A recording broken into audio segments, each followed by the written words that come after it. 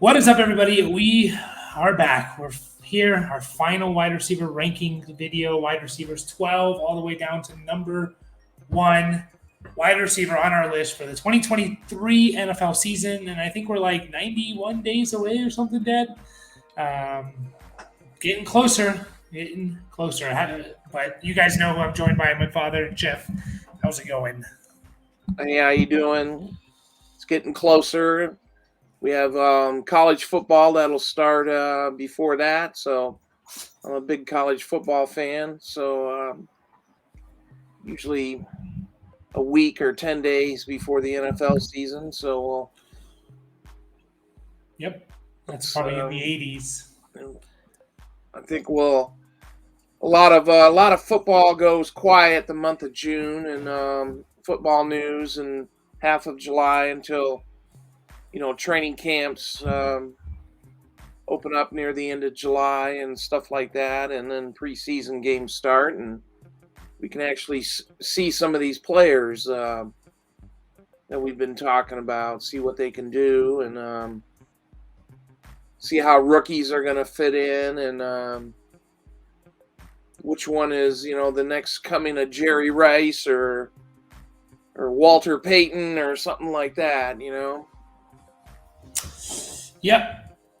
I heard we talked about the Dalvin Cook stuff in the last video, and I'm already hearing the overreactions to it of some fantasy guys saying that Alexander Mattison should be going over Kenneth Walker, and I'm just like, what is going on? Yeah, he hasn't. I mean, Kenneth Walker has only played one season, but Mattison, he hasn't played a full season. He was a backup. I mean, I know he played in some games when Cook was hurt and stuff like that, and I'm sure he'll be okay and stuff like that. It's just like, man, you got enough. I don't see it. You got enough nuts. Yeah, I'm not sure I see it either. And I heard some rumors about where Cook could end up that were kind of surprising. Both Cleveland and Cincinnati, so which was, I guess, Cleveland's coach Stefanski. I guess he was a Vikings offensive guy. Yeah. Before, so there's like a relationship, but and Cincinnati, I don't know. I mean, that's just trying to get some bodies in there. I can see Cleveland because they didn't bring anyone in basically to play alongside Chubb, which is what they like to do. So I don't know. I just don't. The Mattison hype is like, if you're drafting him in the 3rd or 4th round, I think you're gonna lose fantasy this year more likely than not, just because. Yep, we've never seen the guy carry the ball more than 130 times in the NFL or 140 times, and it's not like he looked amazing. I think he had no runs of over 15 yards last year, 75 carries, averaged less than 4 yards a carry the last 2 years. So I don't know. I will avoid that.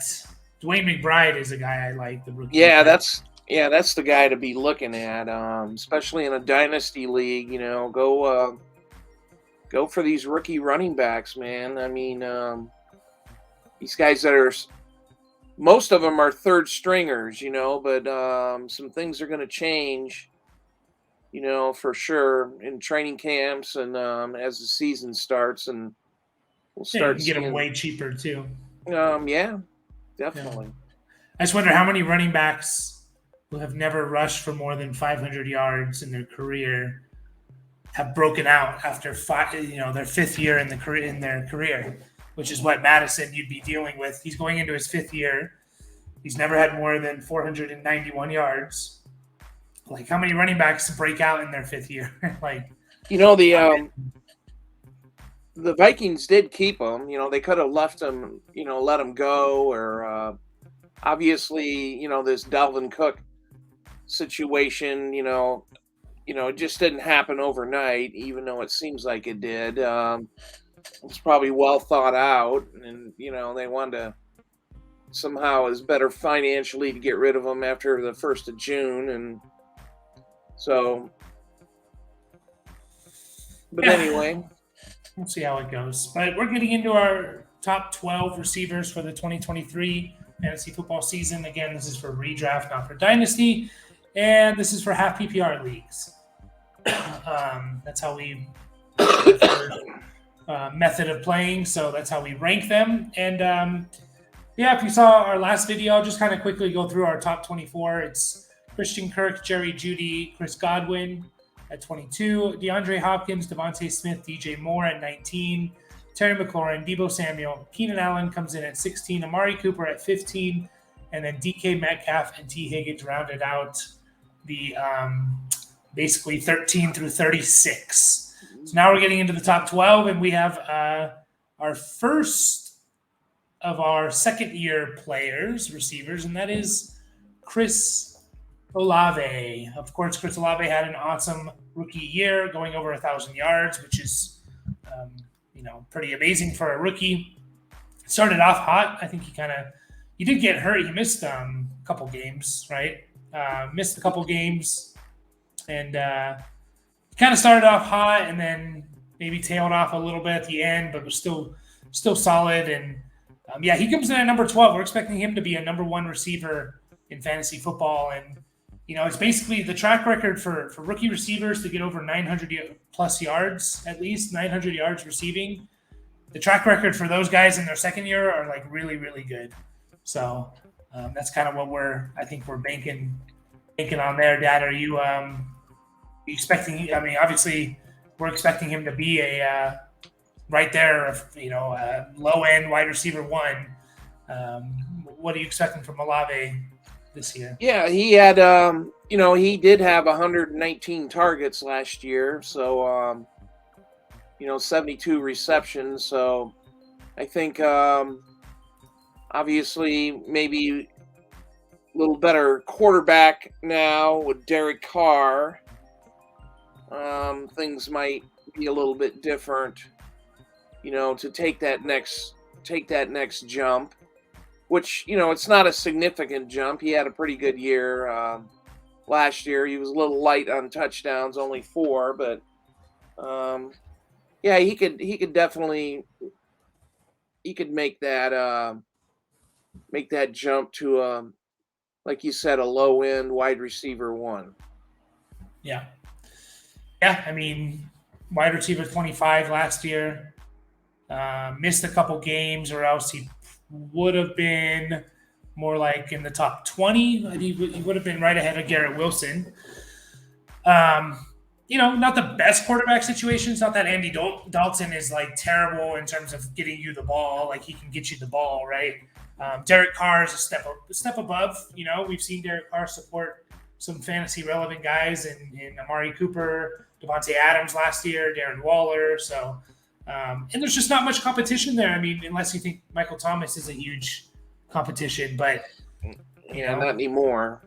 Doesn't seem like it. I mean, it's been 3 years since we've seen anything from Michael Thomas, basically since 2019 season. So somehow he's still there. Still there, but other than that, I mean, they didn't really draft anyone. They lost Marquez Callaway, who's maybe their second best receiver last year. Rashid Shaheed's there, but he's just kind of a nice little player. He's not going to take anything from Olave. I think they drafted like a A.T. Perry, who I like, but, I don't expect him to do anything in terms of affecting Olave his first year. So it's kind of Olave's team, I would say. So expecting big things. He won't be our last second-year player, but the next guy we're looking at is Jaylen Waddle, coming in at 11th overall. Waddle had an awesome year last year. He was wide receiver 7. Didn't miss a game, which I was a little surprised about. He was pretty boom or bust. I think his numbers with Tua were like really, really good, and his numbers without Tua were like really, really bad. So maybe that affected him a little bit, but I mean, he was still the 7th overall receiver, averaged 13 points in half PPR leagues, which is amazing. I think we were all worried about Tyreek Hill, what to do with Waddle, what to do with Tyreek Hill. Can Tua support these guys? And they combined for over 3,000 receiving yards. So I kind of expect more of the same, but they also didn't really bring anyone um, in the draft or in the off season. I'm just trying to think. They lost Mike Gesicki, which doesn't really mean too much. They didn't draft anyone. They got Davante Adams there, but they didn't really bring anyone big in. So I think it's just going to be a repeat of Waddle and Tyreek Hill. So, Dad, if Tua's healthy all year, can you see a better season by Waddle? Yeah, definitely. I'm looking at his stats and stuff, and he had a really different year from his rookie year to his year 2. You could tell the difference in the offense, I guess. Going down, they were going down the field, and he only averaged 9.8 yards per reception in his rookie year, and then last year it was over 18 yards. So they're definitely throwing the ball down the field. It's kind of interesting that offense can support two, really big play receivers. Mm-hmm. But I see definitely right along the same lines with Jaylen Waddle. I like this guy. He's didn't know how it was going to come out of how he's going to come out of Alabama and stuff like that, but he's been money. He's good. He's good. I wouldn't have a problem wide receiver, having him as a wide receiver 1 on my team. Yeah, definitely. And it is interesting to note that that change in the yards per reception, 100 catch guy his rookie year to 75. I think that's part of the reason why he was a little bit more boom bust last year. I mean, his rookie year, he had a couple low games, but he didn't have any huge games. He had a couple 20-point games, which are really good. And then last year, he's getting you a couple 30-point games, and high 20-point games. So, but then with that comes a 1.5 point, 4-point game, just because he's going to catch. If he does the same, he's going to be a big play guy. I expect that to come down a little bit. I would say 18 is pretty high. That led the league last year, yards per reception, and usually those kind of guys are not super relevant to fantasy. They're more they're really boom bust guys. Like those are the guys like you see that are just like they're good DFS plays or maybe as a flex guy, but Waddle wasn't that. He was pretty consistent. So yeah, I expect a repeat.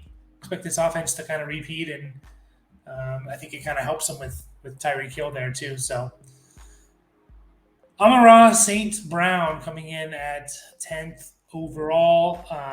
My man. Half PPR. Finishes wide receiver 8 last year, missing a game. So he averaged 13.5 points last year. He finished his rookie year. He averaged 11.5 points. So he took a step up last year, and he's just kind of a receptions guy. Like he gets a lot of freaking receptions, and he's on one of the best offenses in the league. Jameson Williams is not going to be there, so I imagine they're going to rely heavily on him the first 6 weeks. You're expecting basically the same, Dad? Like, is St. Brown one of those guys that you kind of pencil in like a Keenan Allen of like 100 catches, 1,100, 1,200 yards? Maybe never will get to that 1,500, 1,600 yard plateau, but yeah, catching for 100 passes. Yeah, I think I think that's a perfect comp. Keenan Allen, I guess. He had St. Brown had 146 targets last year. In 16 games. So I don't know. He would have been well over 150 in 17 games. I know there was at least a game or two he played that he had an ankle bothering him and stuff like that. So he was like a decoy one game. I remember that. Yeah. He's wow, really good fourth round draft pick, and kind of come out of nowhere, and not didn't have all the pre-draft hype and everything else, and he's last 2 years in Detroit, he's done really well. Yeah. So expect still 100 receptions at least, and he's almost 1,200 yards. So yeah, he was 10th in targets per game, so top 10 guy there, and I'm sure he was very similar to that. Where did he rank as overall wide receivers? Wide receiver 8. 8, okay. Yeah, he was right behind Waddle. He averaged more points per game than Waddle, but he missed a game. And when St. Brown kind of broke out week 12-ish, his rookie year, he averaged over 10 targets a game. So that's kind of his MO. And again, like this team's gonna throw a lot. Jahmyr Gibbs is there, but Hawkinson's no longer there. You have to keep that in mind, which I think kind of cancels out a little bit with St. Brown. Jameson Williams not there the first 6 weeks. It's more of the same. I think he's a very, very safe player. He may never get into the top 3 receivers, top 4 receiver level, but you can just kind of bank on the guy giving you 100 catches and 1,100 yards, and he's probably not going to be a big touchdown guy, but he's had 11 touchdowns over his first 2 years, so that's not terrible. I like St. Brown, and unfortunately, you can't get a bargain on him anymore. People weren't believing it too much last year, so he went kind of later than he should have last year, and now you're going to have to take him probably in like round 2 or 3, I would say, which is kind of crazy, but crazy to think that he made that big jump. I'm just double checking that ADP. But anything else you want to say about St. Brown, Dad? We haven't said already. No, not really. He is like you said. You're not going to be able to get him off the waiver wire or anything else like probably his rookie year, and you better believe he's going to do it, and he definitely might get a lot of more attention from defenses and on the field now. So yeah, I just feel like the way he gets his production is kind of hard to control and contain. So he's not like a guy that's relying on big plays, or it just he's going to play in the slot. They're going to move him around. They're not going to be able to put their best cornerback on them all the time. It's just not. He's gonna get his. He's going around 17th overall in fantasy drafts. So that sounds about right. Yep. So it's second round. Whether you're in it's middle second round in a 12-team league. So moving on, CeeDee Lamb. CeeDee Lamb had his best year last year. With Dak, he had almost 1,400 yards, 9 touchdowns, 107 catches. We were hoping for that breakout.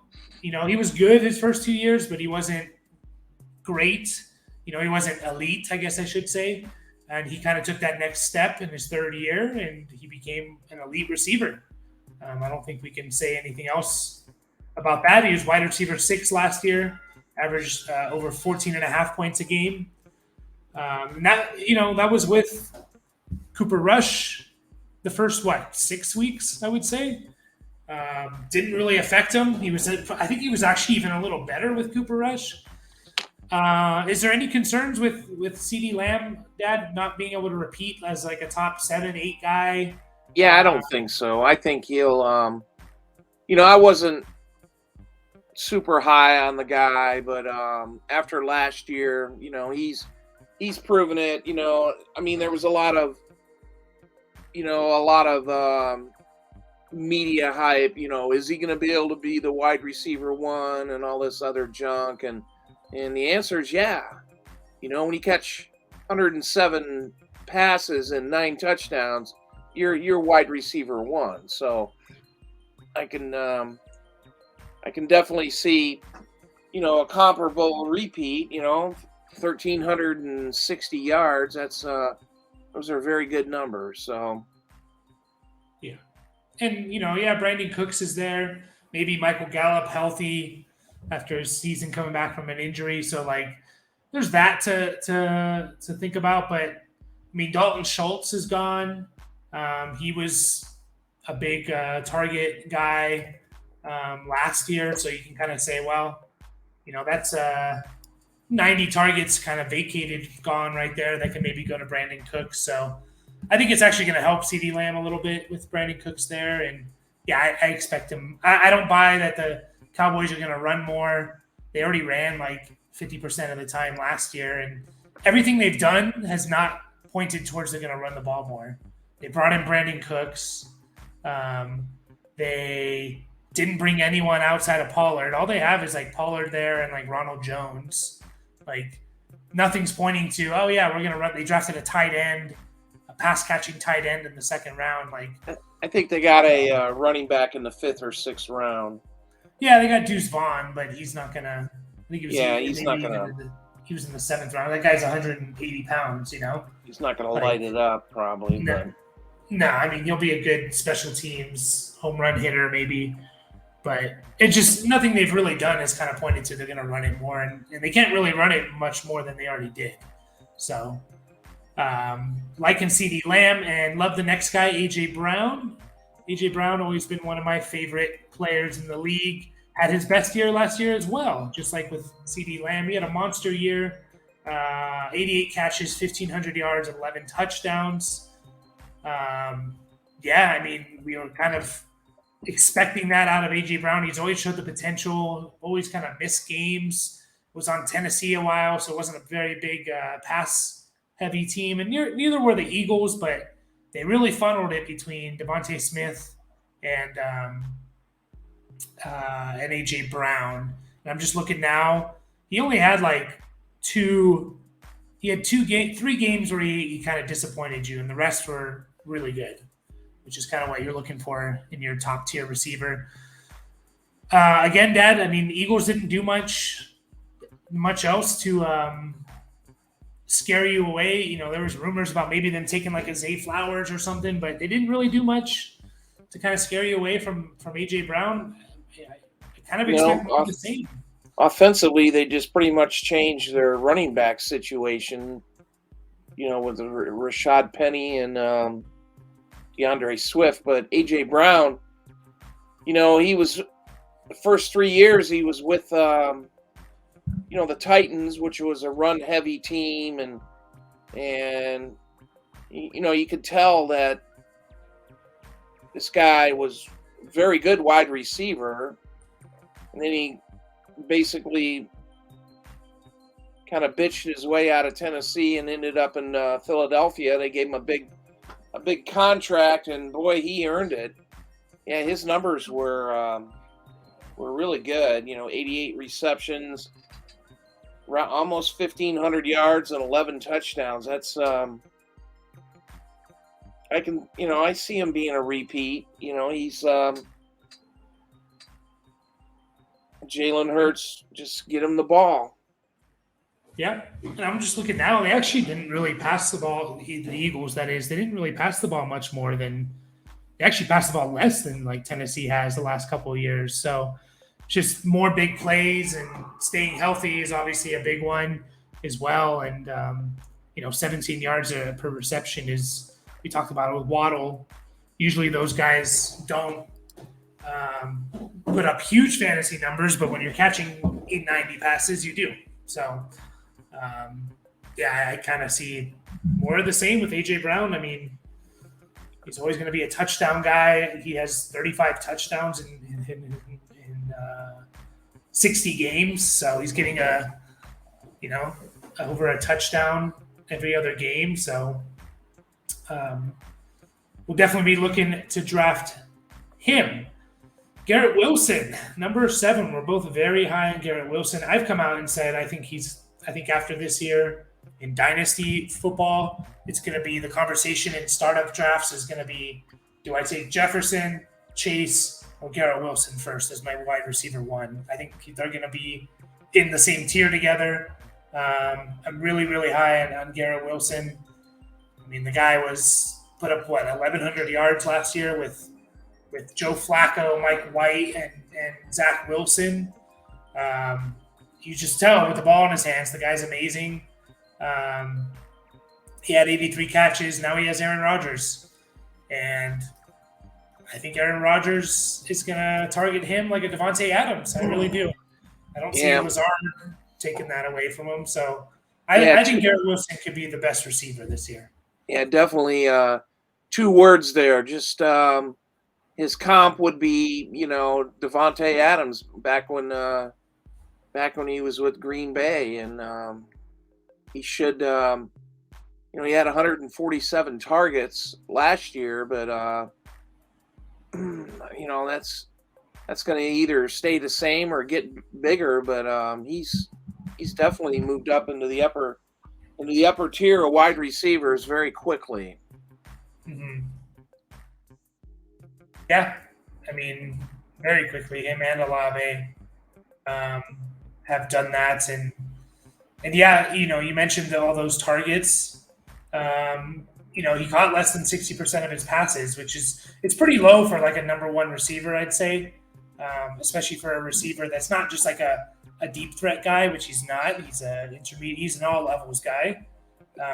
So if you just boost that number up to like what it probably should be with Aaron Rodgers, let me just look at it real quick. Like Davante Adams with Aaron Rodgers was catching over 70% of his passes.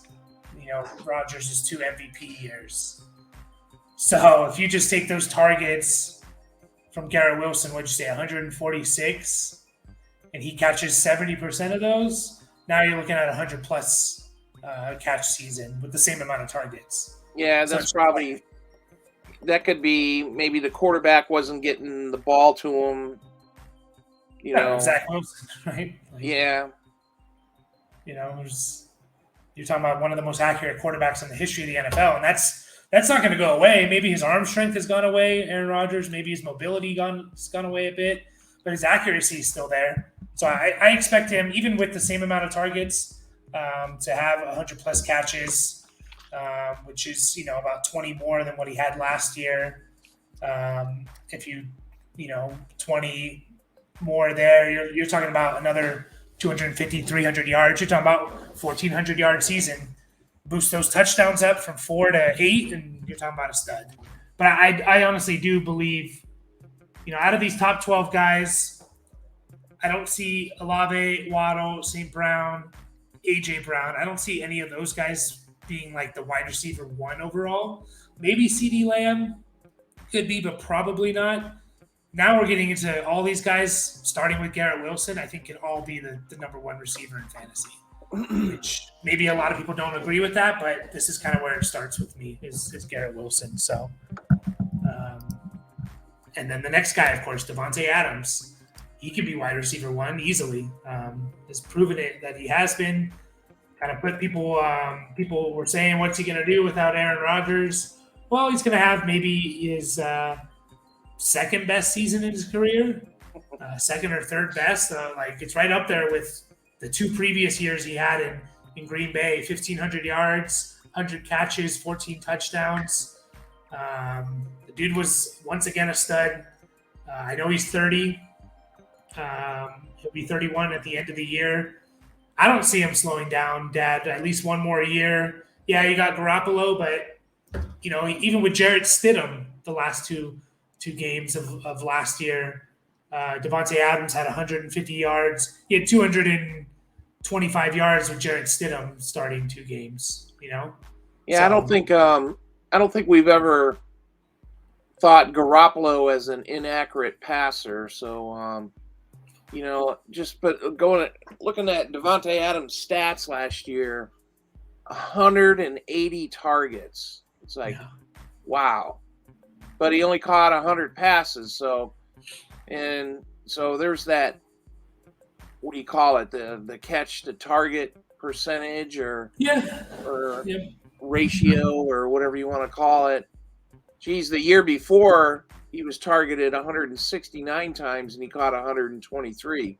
So right there, you can see, as you were talking about with Garrett Wilson and Aaron Rodgers' accuracy, you can see the difference. So he was used a little bit more as a deep threat guy. I mean, his yards per reception was the highest in his career last year, so I think that does lead a little bit into the drop in percentage, but not that much, not by 17%.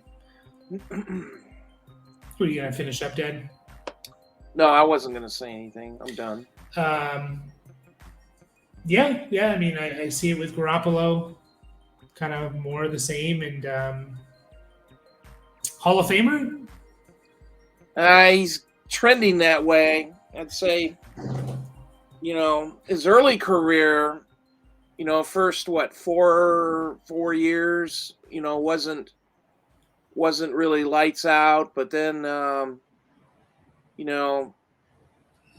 need to see a couple more years of this high production, then maybe think about it or something. So Yeah, I mean, in terms of being the Davante Adams that we think of, he wasn't that until his 5th year. He did have 2 years before that where he had basically just under 1,000 or just under 900 yards and caught 10 touchdowns, 12 touchdowns. So he's a big touchdown guy. I was looking up the stats for this. So he has a realistic chance this year. So he has 769 career receptions. So he has a very realistic chance to get to 850. I'd say relatively easy if he's healthy. He's going to get to 850 catches. He's easily going to go over 10,000 yards. He's only about 370 yards away from that. And he could get to 100 touchdowns. He needs 13, which, he's done 2 of the last 3 years. If he does that, 850 catches, 10,000 yards, 100 receiving touchdowns, he'll be one of only 10 players in the history of the NFL to do that. So kind of crazy to think he could do that this year. So, yeah, I mean, we'll see. I do think he's a Hall of Famer just because I'm expecting him to put up close to 100 catches, 1,300 yards, 10-plus touchdowns. So, I think he's a Hall of Famer. Into our top 5, Stefon Diggs coming in at number 5. I was ready to kind of knock Diggs down a little bit, but then the Bills didn't really do anything to bring in. I thought they were going to just bring someone else in. And they haven't. They got Dalton Kincaid in there. That doesn't worry me about Stefon Diggs. Yeah, I mean, Stefon Diggs has been pretty lights out since being with the Bills in 2020. So over 100-plus catches, over 1,200 yards. I mean, 1,400 last year, 11 touchdowns. He's Josh Allen's guy. I mean, there's not really much we can say, I guess. I expect a repeat of 100-plus catches, 1,300 yards, and then again we'll see about the touchdowns. Yeah, his last 3 years in Buffalo, man, have like you said, he's the man, and not a lot's changed in the Buffalo passing offense. The rookie Dalton Kincaid, that's not. I don't think we've seen that impact yet, and I doubt if that's going to impact Stefon Diggs. So he's had well over 150 targets the last 3 years, and catches a lot of passes. Pretty good on touchdowns, and yardage is there. So that's probably going to continue. Yeah, I don't see it going away. Yeah, he's only 29 years old, so. Yeah, he easily has a couple more years left in him being the guy, I'd say. Again, like, you're kind of – it's flipping a coin here with – maybe you can leave Garrett Wilson out of that tier, but between, like, Davante Adams, Stefon Diggs, and Tyreek Hill, for me, it's kind of choose whoever you like, and I'm not going to argue any – it's kind of – they're all in the same tier to me. I would put Garrett Wilson in that tier, but these guys, Tyreek Hill's our next guy. Choose who you like. Choose who you feel is going to be the best, because any of them could be, and any of them could be the best receiver in the NFL. Tyreek Hill starts our top. Oh no, he's in our top 4. Best year last year, Tyreek Hill. No one expected that, leaving Mahomes and going to Tua. Remember everyone laughing at when I remember Tyreek Hill saying that Tua was like the most accurate quarterback he's ever played with, and this was in like training camp or OTAs, and everyone was laughing at him. And he had his highest catch percentage in his career. He had his most yards by far in his career. He had 7 touchdowns. He had most catches in his career. So I just think his speed plays. It's not going to go away. And, I mean, he deserves to be in PPR leagues a first rounder, in my opinion. So Tyreek Hill, Dad, what do you want to say about him? Yeah, I think you pretty much said it all. His numbers in Miami, borderline ridiculous, like ridiculous good. 119 receptions and 1,700 yards. So, maybe a little light on the touchdowns for him. Only 7. Only 7 touchdowns. But, definitely the upper tier of wide receivers is, Tyreek Hill. Yeah. Yeah, there's nothing more we can say really that you don't already know. I've always said I think not necessarily he's the best receiver in the NFL, but I think he impacts the game more than any other receiver in the game. You have to account for that speed, and he beats everyone deep still, and everyone knows it's not like it's a secret. He still beats you deep all the time. So I think he should have probably won Offensive Player of the Year last year. I'm glad he didn't because I had a bet on Justin Jefferson, but he probably should have. I think his year, even though he had less yards and catches than Justin Jefferson, like the fact that he did it with Jaylen Waddle on the other side, like Justin Jefferson had no one on the other side of him.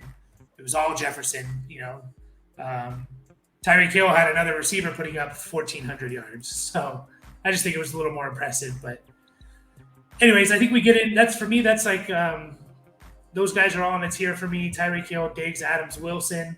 And then the next 3 guys for me are all in a tier of like take whoever you feel most comfortable with, and I'm not going to argue with it. Number 3 for us is Jamar Chase. Again, like the guy is ridiculous. He's with one of the best quarterbacks in the league. He was on pace to put up some ridiculous numbers, but he missed 5 games last year. He had 87 catches in 12 games. That's over 7 catches a game. That extrapolates to 123 catches. He had 10,046 yards in 12 games. You extrapolate that, and that is 1,480 yards. And then he had 9 touchdowns. And again, you extrapolate that, and he was on pace for almost 13 touchdowns. So he was going to put up a huge year. Has put up back-to-back huge years, and I think we're going to see his best year yet. I mean, would you argue against that, Dad? Best year coming up? No, that's as long as he stays healthy and everything else, those ridiculous numbers will be there. Remember during preseason in his rookie year, he was dropping passes and media was making a big deal about it and stuff like that, and like, oh, this guy's a bust, and or something like that. So we said, college footballs, they have the white stripes on them, the white lines, and he was saying like that's throwing him off, and everyone freaked out. So yeah, no, this guy's great. So just keep it up. One thing, just looking at his 2 years of stats, his yards per catch went down quite a bit last year. So I don't know if that's, it was only 12 yards per catch. His rookie year was 18. So just something to watch. But his volume, of targets and receptions and everything else will still be there. Yeah, and a lot of that was the teams were playing the Bengals differently and not letting them get beat deep. I think it's fine that it went down. I don't – like if you look at like Davante Adams' big years in Green Bay. And last year, it's always around 12, 13 yards a catch. Justin Jefferson's around 14, 15 yards a catch. So I don't think it's terrible that it went down from 18. I mean, Tyreek Hill is always around 14, 15 yards. So if he can get to right around there, I'm not too worried about that. But yeah, T. Higgins is there, but Jamar Chase is the better player, and we know that. And I think it kind of helps that Higgins is there. You can't key in on him and shut him. A good team's going to shut down Jamar Chase if he's the only weapon on the team. And with T. Higgins, you can't necessarily. I mean, you can still try and shut down Jamar Chase, but you still have to think about Higgins. So, we could talk about these three, I guess, all together: Chase, Cooper Kupp, and Jefferson. I actually had Cooper Kupp number one, solely because of there's no competition for targets there at all, and Jamar Chase has Higgins, Justin Jefferson has Hawkinson, and now Jordan Addison. So I just kind of thought about it. It's I'll lean Kupp just because it's him and no one else, and he's gonna, even last year before he got hurt, he was the wide receiver one. It's not like he had a down year last year. He had 800 yards in 9 games. That's insane. 812 yards in 9 games. That is over 1,700 yards. No, over 1,500 yards. Yeah, he still had 75 catches in 9 games.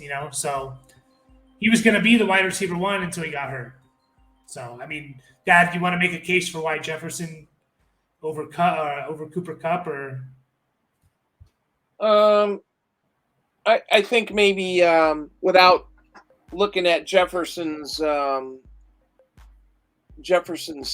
I think seems like Jefferson is more slightly down the field guy a little bit more, just from visually what I've seen and stuff like that. Kupp is more I don't know, maybe intermediate routes or something, but as far as the number of catches and everything else, the volume, geez, kind of, really ridiculous. 2021, the Rams Super Bowl year, Kupp had 191 targets. That's ridiculous, and 145 receptions. So might have been last year, of course, he was hurt. Yeah. But it might have been the greatest wide receiver season we've ever seen. He had the Triple Crown in catches, yards, and touchdowns. He won Offensive Player of the Year. He won Super Bowl MVP, I think. Yeah. He won. So, I think Megatron had a ridiculous year, though. Yeah, I'm just saying, the accolades, and I know he didn't break the record in yards. But, again, you look at it last year, and nothing was really going down. Maybe his yards were down a bit just because his yards per reception were down. But his first weeks 1 through 9, which is the weeks he played in before he got hurt, Cooper Kupp was wide receiver 2, and that was with missing a game. He actually was averaging 20.3 half PPR points a game, which was the most. So he had no bad games. His worst game in that 9 weeks was 13.5. Couple, 2, 3, 4 games over 20 points. It's just insane. So I have him as my wide receiver one. Again, flip a coin. Jefferson, Chase, Kupp. Go with who you think is who you like the most, who you like to watch, who you think is going to be the best. You can't go wrong, in my opinion. So anything else you want to say about these receivers here? No. Well, that's it. Top 36 receivers. We're going to be back with some tight ends, maybe top 20 tight ends. It seems like a lot, but we'll see. We'll be doing these again because we already got to change a couple things, like Dalvin Cook and Alexander Mattison need to be changed in our running back rankings. So we'll do that closer to the season, the end of August, and we'll be out, hopefully putting out more fantasy content. But thank you guys for watching. We made it to over 200 subscribers. We're actually at 202 now. So we beat our goal by 6 days. So we need a new goal, Dad. What do we want our new goal to be? Jeez. Well, this is isn't this kind of a light month? For yeah. Well, let's what's the next major number? What, 225? Let's say 250. 250 by training camp. All right, let's do that. 250 by training camp. So I'm just near the end of July. Yeah, what is the first training camp NFL 2023? It's not telling me right away, but yeah, end of July-ish. So it's like usually like July 23rd or 4th. I think we can do that. Actually, I think the Jets are in training. It's the team that played the Hall of Fame game and go into training camp first. Yeah, so we could do that. 48 subscribers in roughly 48 days, basically, is what that comes out to. So we appreciate it, and we will catch you guys next time.